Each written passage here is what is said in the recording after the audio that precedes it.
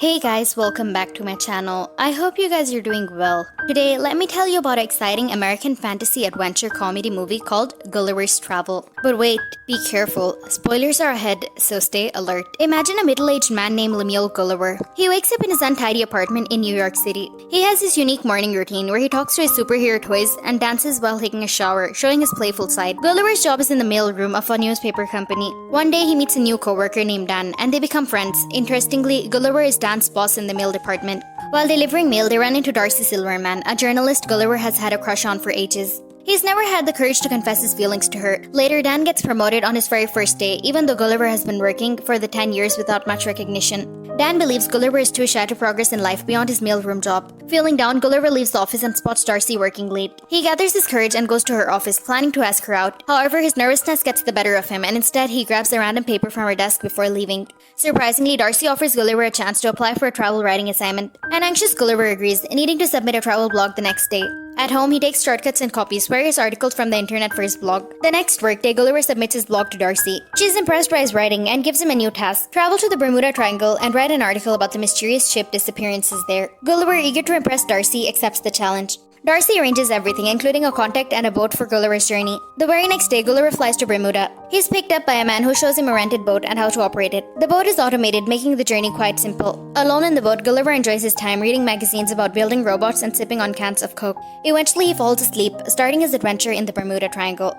After a while, he wakes up to the gigantic wave right in front of him. A fierce sea storm hits, and he's hurriedly putting his life jacket. The boat shakes violently in the water. Suddenly, Gulliver sees an immense sea tornado approaching. His boat is pulled onto the tornado and into its eyes. The screen fades to black. When Gulliver opens his eyes again, he recognizes that his body can't move. Looking down, he's astonished to see tiny men standing on his chest. Their leader, Commander Edwardian of the Lilliput, introduces himself. The camera zooms out, revealing a crowd of tiny people around Gulliver. He's tied down with tiny ropes and wooden sticks. Commander Edward refers as Gulliver as a beast. Confused and fearful, Gulliver breaks free from the ropes, thinking all is a dream, and tries to close his eyes. Edward commands his soldiers to bring out the beast. They reach hooks to Gulliver's pants, causing him to lose consciousness. Upon waking up, Gulliver finds himself tied to a cart, being pulled into the kingdom of Lilliput. The tiny citizens gather to see their strange beast. He's taken into a royal palace and presented to the king, Theodore. Princess Mary, the king's daughter, feels sorry for Gulliver and questions the necessity of his restraints. Edward claims that Gulliver is the spy from the rival kingdom, Belphusia. Gulliver finally speaks up, asking the king where he is. The king's secretary, Jinx, explains that he's in Lilliput, the greatest nation in the world.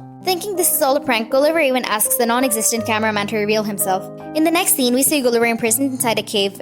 He meets another prisoner named Harito, who is sentenced to life by Edward by trying to court Princess Mary. Edward comes back listening to them, referring as them as a lame ass. An enraged Edward threatens him, but Gulliver claims it means someone who is brave. Satisfied, Edward takes both prisoners to the field to plow, using Gulliver's strength. He restrains Gulliver with a machine. Suddenly, two bells ring from the palace, signaling an attack by Belphusia. They're attempting to kidnap Princess Mary and have set the palace on fire. Edward rushes to the palace, ordering everyone not to rescue the princess. However, Harito urges Gulliver to save her since Edward can't reach to her in time. Gulliver easily defeats Belphusian soldiers, saving the princess. Unfortunately, the king and his secretary remain trapped in the fire. In a rush, Gulliver managed to put on the fire by urinating on the building. Everyone cheers for him, recognizing his bravery in saving King Theodore. The king releases Gulliver and Harito from prison, thanking Gulliver for his courage. He invites everyone to a feast that night to celebrate the remarkable event. Edward is seething with anger and Gulliver receives praises. At the feast, King Theodore asks Gulliver where he's from, and Gulliver replies Manhattan. The people mistakenly assume that he's the president there, gives him extraordinary bravery. Gulliver feels like a true hero for the first time and spins a tale of being known as the president of the awesome. The majority believe his story except for Edward. The next day, the people of Lilliput construct a grand home for Gulliver, providing all the amenities he lacked in New York. Gulliver even convinces them to build a theater large enough to accommodate everyone in the kingdom. He presents a dramatic performance about the sinking Titanic, weaving it into the story of his own life. Everyone is captivated by his tragic narrative. Edward questions how Gulliver survived drowning, and Gulliver claims he was resuscitated. Later, Harito asks Gulliver for help impressing Princess Mary, and Gulliver agrees. They visit the palace where Harito approaches the princess. Gulliver, hidden, feeds him lines from the song Kiss, which Harito repeats. Princess Mary starts to fall for Harito, but she's interrupted by Edward, who has come to court her. Elsewhere, a search party finds Gulliver's washed-up boat with cans of Coke. Gulliver arrives and recognizes that his phone is still working. He recovers 12 voice messages from Darcy, who's furious about discovering his paralyzed article. She plans to sail the same routine Gulliver took to the Bermuda Triangle. Gulliver, not wanting to confront Darcy, decides to stay in Lilliput permanently. Edward is suspicious and informs the king. However, the king trusts Gulliver due to his stay and appoints him the new general while demoting Edward in vice general. Edward, envious and resentful, disables Lilliput's defense system, making it vulnerable to an attack from the enemies, Belphusia. The Belphusian soldiers prepare to attack Lilliput. They approach the kingdom and launch cannonballs. As the newly appointed general, Gulliver nervously enters the water and splashes around it, rendering the cannonballs ineffective against the massive size.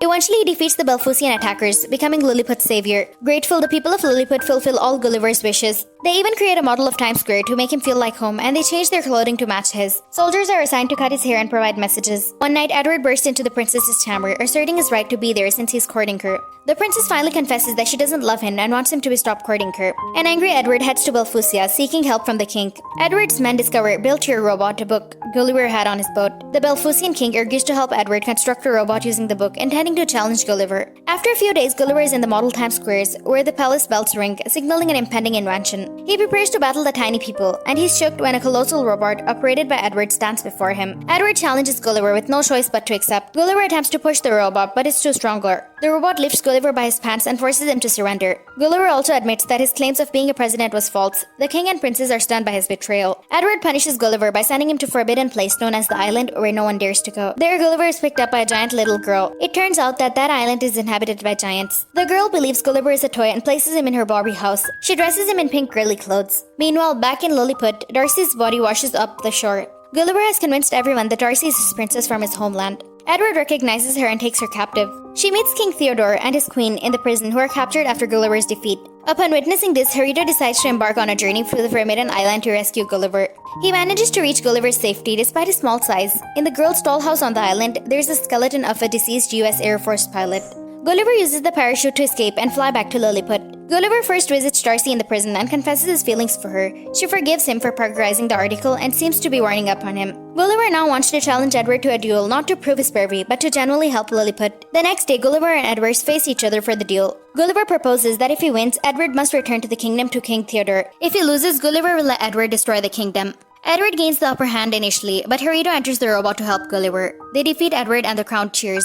Even Darcy celebrates the victory. Harito's bravery earns him permission to court Princess Mary, and they share a kiss. However, Edward, driven in insanity, takes the princess hostage. Tired, the princess fights back, beating him in his frustration. Darcy kisses Gulliver for the first time. Gulliver prevents war between the rival island nations by reciting Edwin Starr's wars. Finally, he, along with Darcy, returns to New York City on their repaired ship. Jump to a few weeks later, Gulliver has left his mailroom job and now to a travel writer. He and Darcy are in a joyful relationship. The movie concludes with them leaving Darcy's office hand in hand. So guys, this brings us to the end of this explanation. Two important lessons that can be learned from this movie are: number 1, bravery and honesty. The movie emphasizes the importance of being brave and honest. Gulliver initially fabricates his story to gain recognition, but in the end he finds true courage within himself after facing challenges and being honest about his actions. Harito's bravery and willingness to stand up for what's right also showcases the value of being truthful and brave. Number 2, overcoming stereotypes. The movie challenges stereotypes and preconceived notions. Gulliver, initially dismissed and underestimated, proves himself capable of great feats. Similarly, the princess challenges the tradition that only the bravest can rule, demonstrating the true strength coming from a character, not just appearances of titles. This underscores the lessons that individuals can not only be judged solely on the basis of their outward appearance or on social status. So guys, this brings me to the end. I have to say goodbye to you guys. Remember to subscribe, hit the notification bell, and leave a like to support the channel. Thanks for watching. Bye guys.